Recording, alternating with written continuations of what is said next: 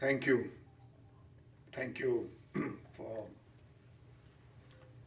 joining this afternoon. Thank you also for providing opportunity for me to visit this wonderful university. I had been hearing about MSU from Hiram Fitzgerald because of many years we have been meeting in conferences, etc. And Hai has been talking about MSU's civic engagement. Also in our studies on civic engagement in higher education, we have been reading about land-grant universities and the special nature of their engagement. So it's quite different to read from a distance and quite engaging to arrive and spend 3 days in different faculty and different programs. I must also confess that I had the privilege of watching the presidential debate last night. And so thank you for providing that opportunity as well. Because by the time it is aired in our part of the world, we already have multiple commentaries from all kinds of experts. So you don't get the raw experience, which I was able to get. So I could make judgments on my own as opposed to the political pundits who sort of pontificate on these issues. I'm also honored to be the first speaker in this series. It's a great privilege to be here and in a way kick off the series. And there are many other 3 speakers. I know a couple of them. I certainly know the work of all 3 of them.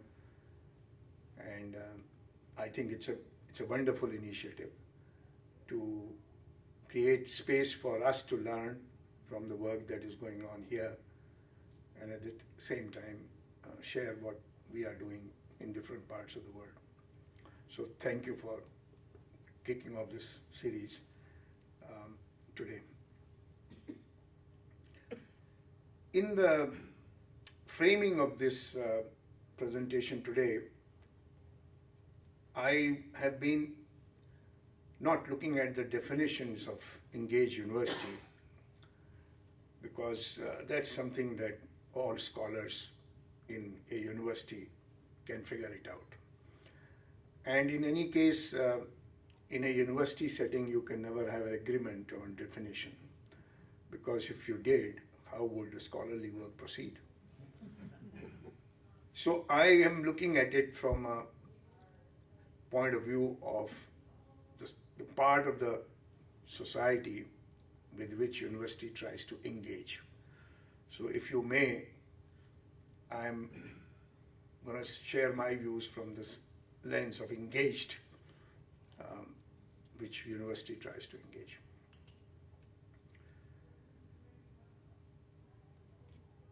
I want to talk with you a little bit about the nature of the world today in the way that I'm calling uncertain futures. For me, uncertainty does not imply catastrophe. But I think we are living in a particular period where futures are not so clearly visible or perhaps even imaginable. So what are some of the elements of this uncertain future if I look at from the vantage point as I described to you?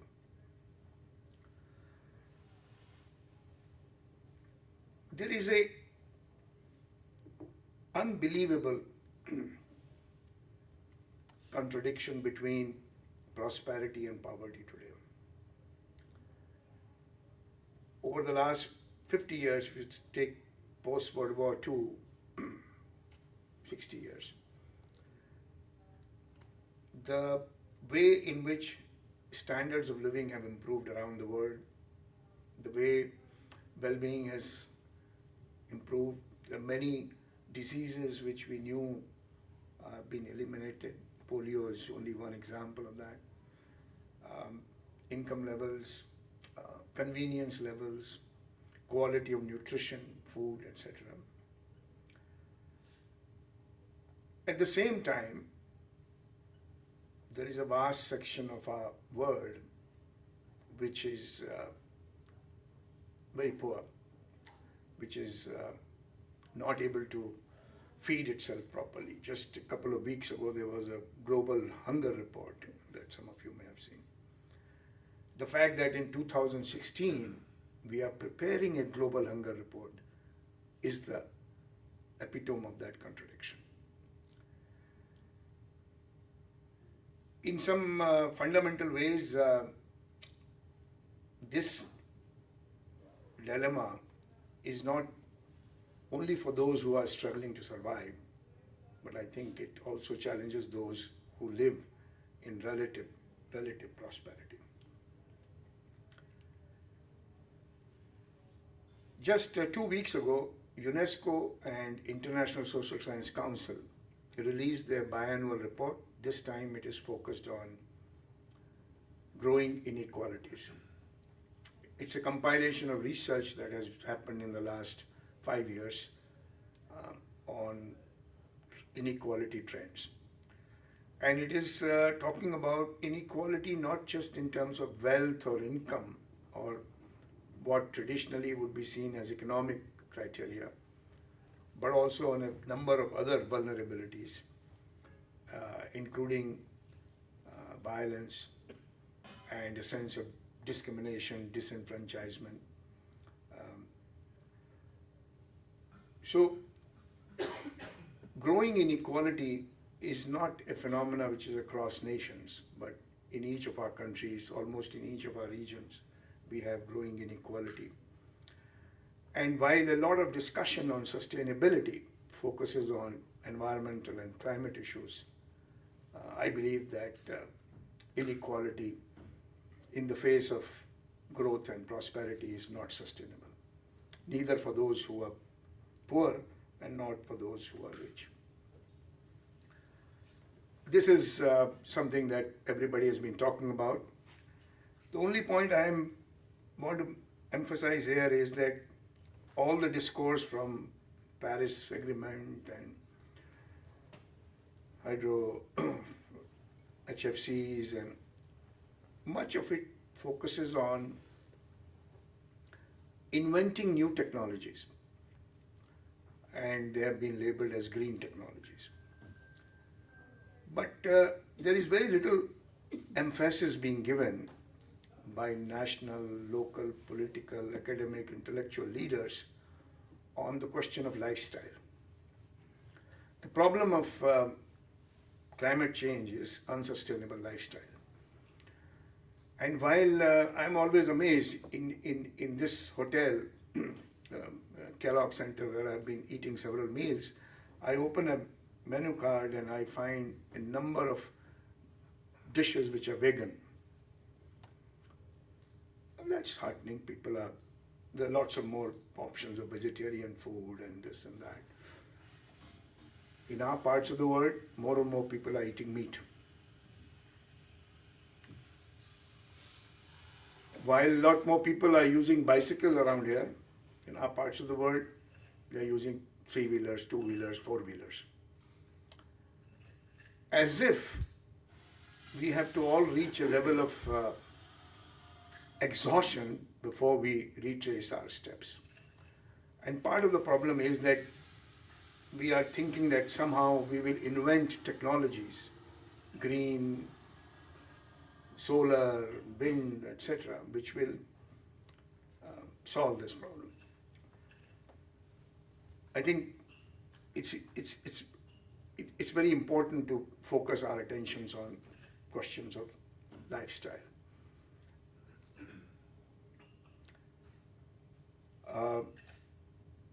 In the days early days, we were focusing on nuclear armaments. They're still a reality.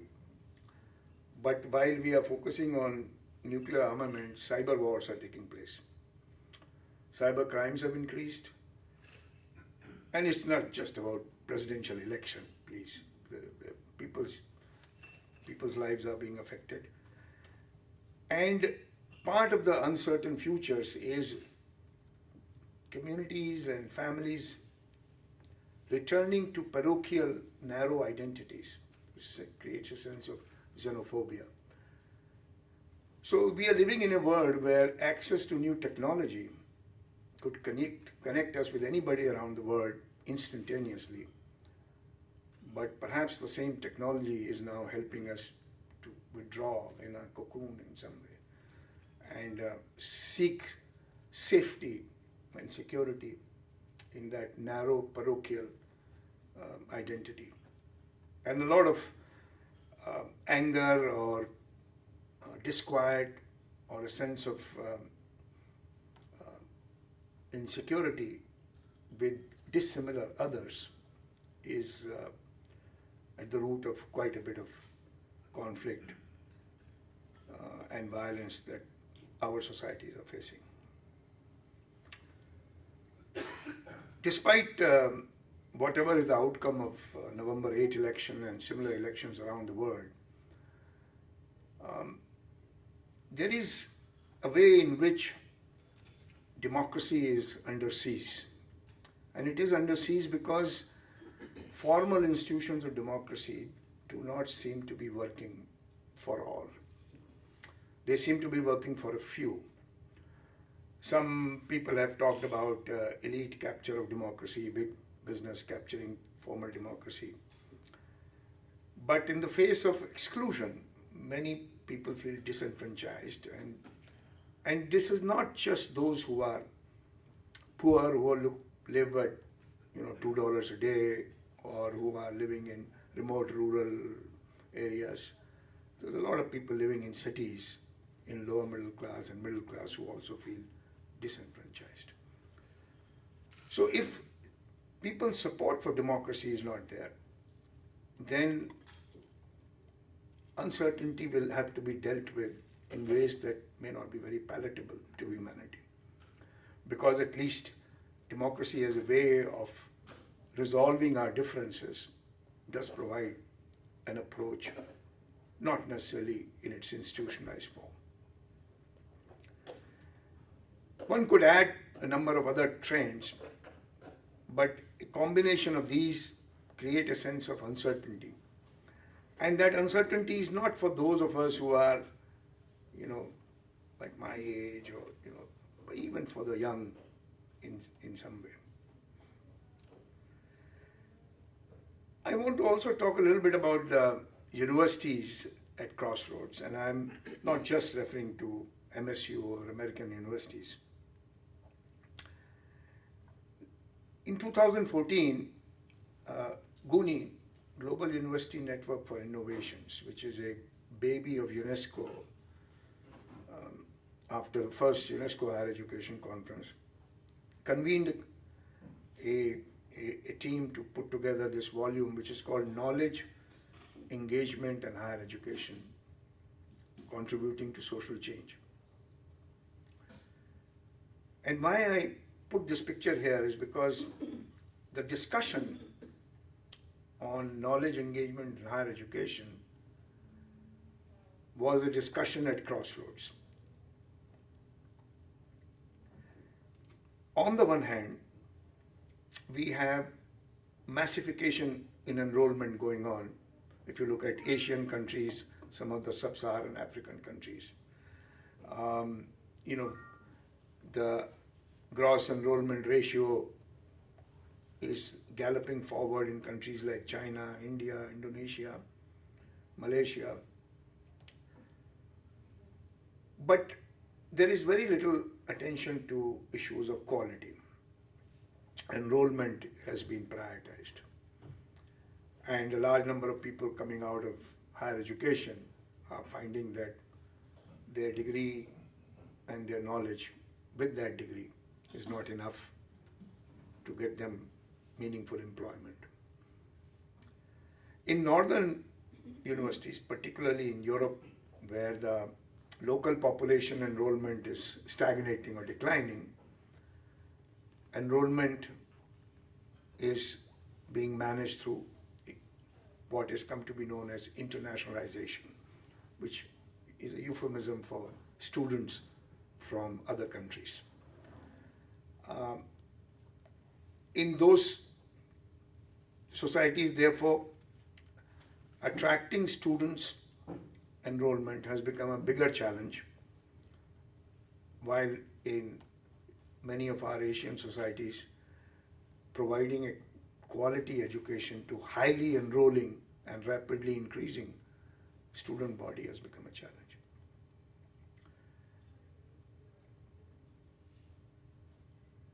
In many universities in North America and Europe, and to some extent the trend is spreading in Asia and to some extent Latin America, there is a demand from public authorities for universities being sites of innovation. And some of that is through incubating new businesses, patenting new technologies, etc. Now, in universities where high massification rate of enrollment is taking place, maintaining and keeping quality of learning is far more important than worrying about patenting new knowledge.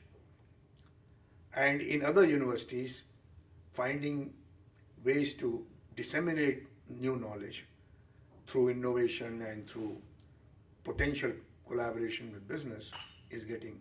So there is a sort of a pull-push, as if you can have either quality or innovation. You can't have both. And that kind of a dilemma is particularly being reinforced with ranking pressure. And I've been having chat with some of you last 3 days. It is a mirage if some university in India will try to chase Harvard, or it's perhaps not even the right race to run. A lot of pressure on ranking lends itself to greater attention to research and a weaker attention to teaching. In situations where highly massified enrollment rates are growing, students expect teaching to happen first before ranking could increase through research. So, particularly teaching undergraduates. I never studied undergraduate in North America. I did my PhD in North America and US. And I was very fortunate to have very good interaction with my academic professors and teachers. But I am told of late that even in very prestigious, highly ranked universities, teaching of undergraduates takes a second or third or fourth priority. And if the best of our professors are not available for youngest of our students, there is something going on which we may not be willing to accept or do something about. While this is the 5th Guni report, the 6th Guni report is in the works. It should be out later in the year, perhaps around December. And the focus of the 6th Guni report is how can university balance its local relevance with its global presence. It's a challenge that comes on the one hand from ranking pressure, because you are then participating in a global comparative exercise. But at the same time, there is expectation from your regions, from your districts, from your provinces, that university would be relevant to that.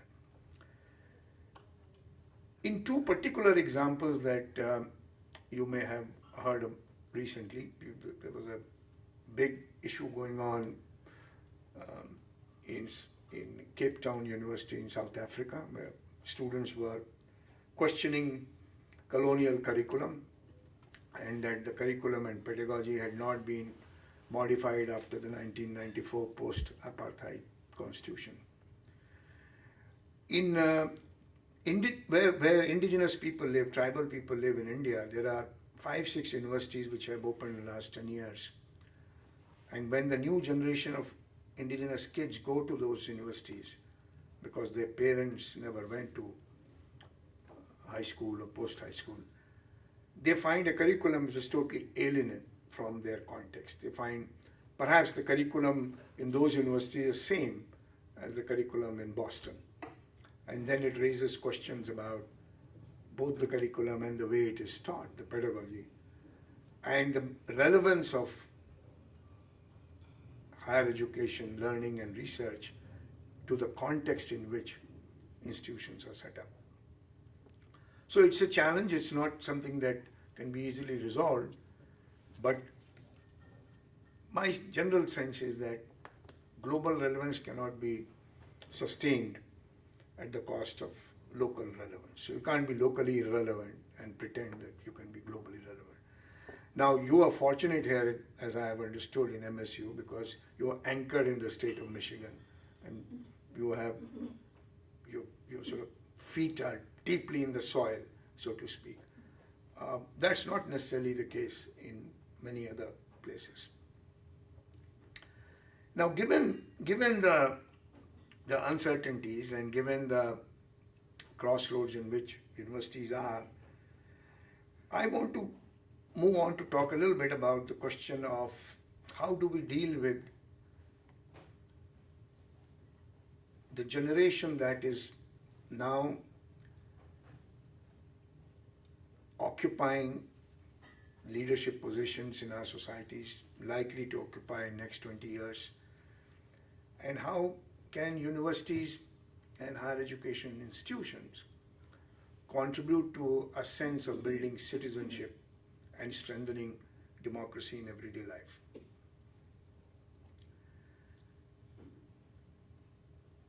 Many people describe citizenship in different ways. For me, it's a combination of belonging, identity, social practice, and to some extent a collective presence. Historically, kinship and ethnicity and tribes and extended families were the basis for citizenship. And then in the last couple of hundred years, citizenship seems to have been defined vis-a-vis the state, the nation state. And in doing so, we have perhaps created a situation where the diversity of our communities is being strictly and severely restricted, because if they all belong to the same state, how can multiple nations survive there? And increasingly, some scholars are talking about state nations as opposed to nation state as a way of organizing societies. So, relationship between individual and the state, and the government, the public authority, has gained much more attention in scholarly work and in what has come to be known as civic education. Many of us our kids must be going through grade 7, grade 8, you learn some civic education. But what has not been paid attention adequately is the question of horizontal citizenship, a sense of rights and obligations to fellow citizens. Obviously, it starts with your immediate family, kinship, community.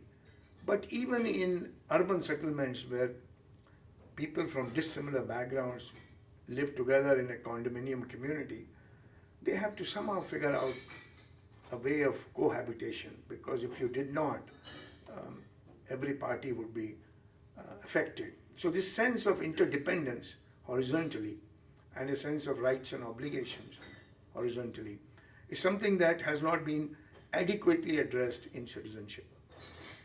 And even when we talk about global citizenship, we lack attention to phenomena like people living in East Lansing may actually be sending some donation in the case of hurricanes or earthquakes or tsunamis happening in parts of the world they could barely figure out on the map. What is it that gets us to do so?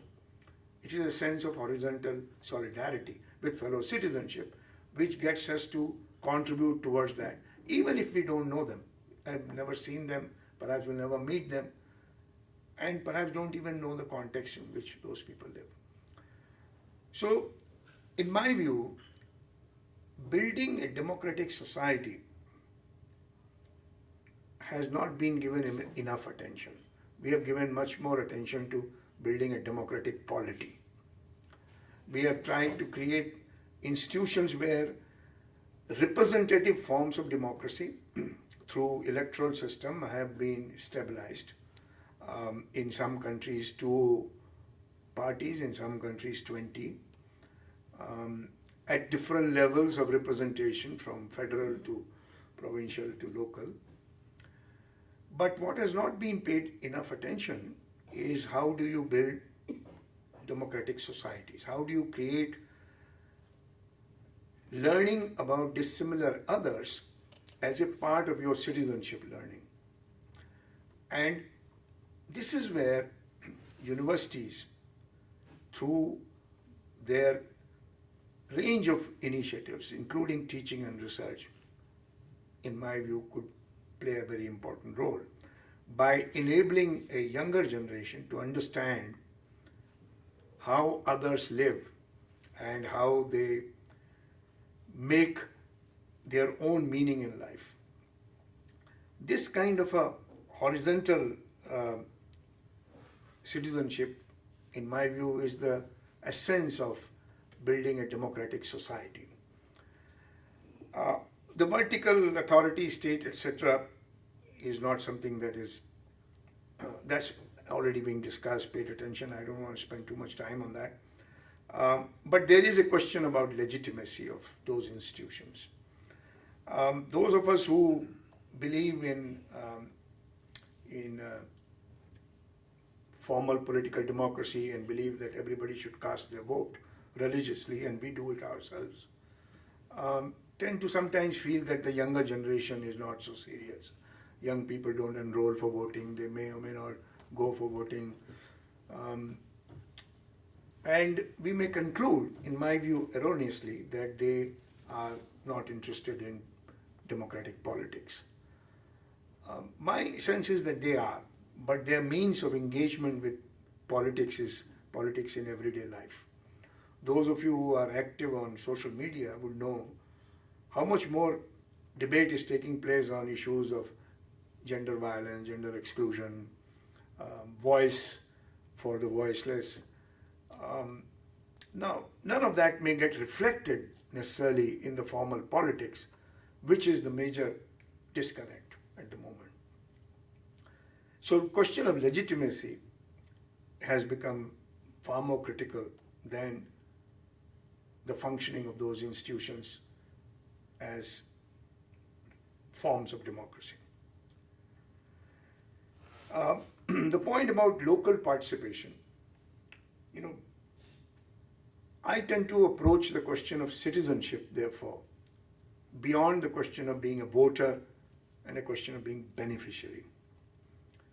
Beneficiary is not normally used in the context of economically developed societies, but and it's a concept which has been more frequently used for so-called developing world or poor communities, that they are beneficiaries. But beneficiaries is a mindset as well, where you expect the state to look after you. And you expect to the extent that if free food is available, you also expect somebody to put it in your mouth. That's the level of psychological dependency that the concept of beneficiary tends to. So, if you look at formal democracy in many of our countries, we find that you have a group of people who are gung-ho voters, a group of people who are enjoying beneficiary status and like it very much. And what is missing is, in a way, the notion of citizenship. And whenever citizenship is even mentioned, it always mentioned, have you cast your vote as one indicator of citizenship, or have you, claimed your rights of services or other benefits. But the notion of citizenship beyond being a voter and a beneficiary is something that has not been adequately addressed in scholarly work as well as in the ways in which it could be practiced.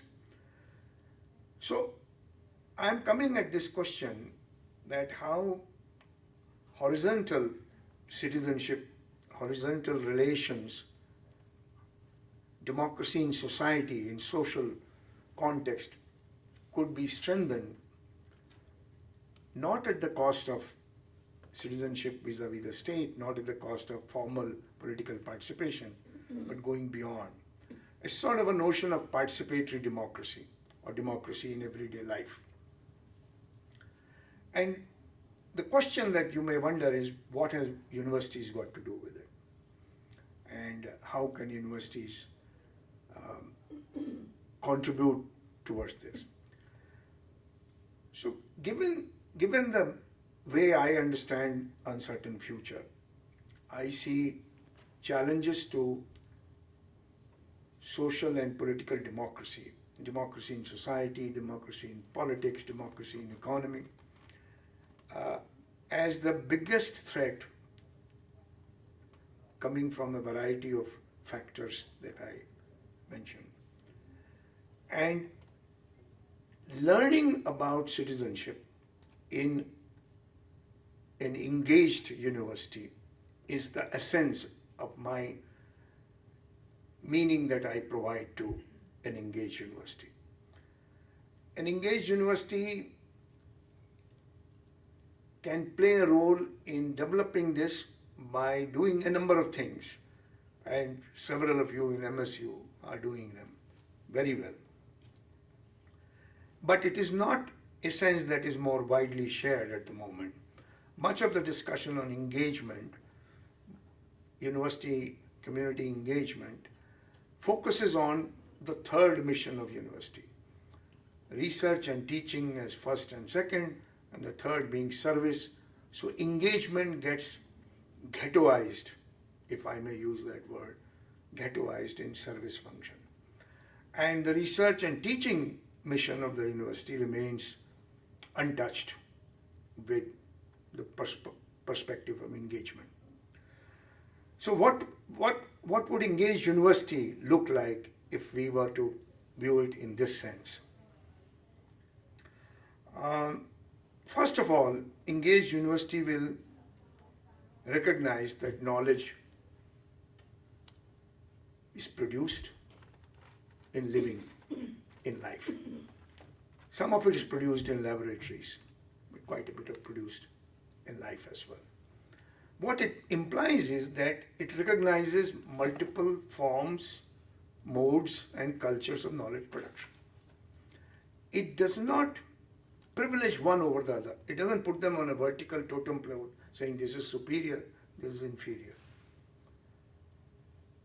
And therefore, engaged university would encourage engaged knowledge production. And that engaged knowledge production would start from acknowledging that knowledge may reside in communities.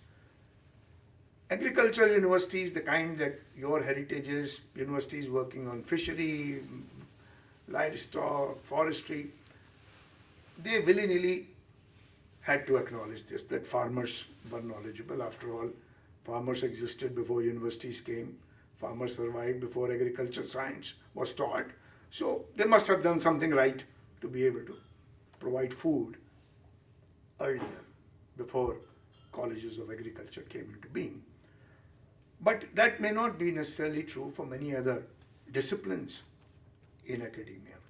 So knowledge from life, which means the function of research, becomes engaged function. Teachers from real world. I was giving example to somebody this afternoon that the best musicians may not actually have PhD in music. And if they don't have PhD in music, would they not become professors in universities? The same may apply to the best fishermen who may be extremely knowledgeable. Would it be possible for them to come and teach a course on sustainable fisheries? This way of crossing the boundaries, of taking teaching in the community and also bringing community into classroom, is another manifestation of engaged universities. In many locations, and I think Michigan and MSU is a very good example of that, universities also can play a very meaningful anchor role, a leadership role in a larger society. In today's context, governments, businesses, communities, civil society are not very readily able to have a conversation with each other. In many contexts, they are actually behaving in an adversarial manner. Is it possible that university could co-convene conversations across these diverse views, diverse actors? Could it be playing a leadership role? University has resources, university has legitimacy. Some in the community may look at university with awe, wonder. Some may look at it as apathetic. But potentially universities could act as anchor institutions in bringing different stakeholders to come and have a shared conversation. Not necessarily shared solutions, but at least have a conversation. When I mention this as a potential role, then some people in universities have said that, oh, that don't you think we will enter into messy areas? Well, sure, we would enter into messy areas, but the world is messy, and life in university is not very non-messy either. So, but that's a perspective. I see, if you look at the number of universities, you look at the placement of higher education institutions in remote communities in many countries, the northern Uganda, new university has come up 5-6 years ago. The warring factions going on there. Can university play a role? Can it play a role of, anchor kind of an institution, an anchoring, engaged? Now that you may say, well, it's neither research nor teaching. Surely it could be service, but more importantly, if the larger ethos and context is not conducive, your research and teaching will also not be meaningful. So this is something that I'm exploring, whether this role can be more actively pursued by institutions of higher education. Not necessarily only universities, but colleges and other professional institutions. And finally, the way engaged universities could reclaim what I am calling public sphere. When I was a student many years ago, universities had a space for debates, disagreements. You could challenge, question, critique, and those who were not students or professors could also come in and participate. Universities were open to, in a way, a public space where conversations about matters of common concern, of public concern, could be shared, talked about, debated. That space seems to be shrinking of late. And the reason it's shrinking sometimes is where universities are in some context under pressure to raise revenues, to break even, to mobilize additional resources, to do more efficient management. That pressure is on the one side. On the other side is that society has become less open to critical debates. Our political leaders, our business leaders, our various kinds of people in authority tend to not like open conversation, debates, airing of different points of view. And one of the major functions that higher education institutions used to perform, some places still performing, but perhaps could perform even more, is to revive that space, reclaim that space so that difficult, critical, probing, discomforting conversations could also take place. So that the place for developing new discourse, new ideas, new ways of understanding world and solving its problems need not be limited to very formal structured teaching and research, but university and higher education institution as a sphere, as a space where reclaiming publics could be possible. I don't want to continue talking too long, just one final point that there may be interest in having a longer conversation, I guess, is that engaged universities may do some, all, more of these things. But one of the places for learning ethical behavior is a great deal of concern in this uncertain future. And the meaning of education from a lens of ethics is something that needs to be brought back.